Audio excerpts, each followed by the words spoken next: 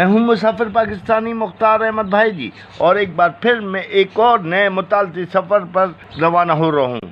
और इस बार मेरी मंजिल है जनूबी पंजाब के कदीम और अदीम शहर जंग, जिसके बारे में कहा जाता है कि यहाँ दो दरिया यानी कि झेलम और चनाब आपस में मिलते हैं। अब जहाँ तक इस शहर की क़रामत के ताल्लुक़, तो आसार कदीमा की 1974 में एक होने वाली तहक़ीक़ में माहिरीन इस बात का दावा करते हैं कि ये शहर 328 क़ब्ल मसीह का कदीम शहर है, जहाँ चंद्रगुप्त मौर्य की हुक्मरानी थी। इसकी एक तहसील शोरकोट भी है, जहाँ कदीम आसार पाए जाते हैं, और वहाँ से ऐसे कदीम सिक्के मिले हैं जिसके एक जानिब अशोक और दूसरी जानिब महात्मा बुद्ध की शबीह मौजूद है। इसके अलावा मशहूर रोमानवी दास्तान हीर रांझा की किरदार हीर भी यहाँ मदफून है।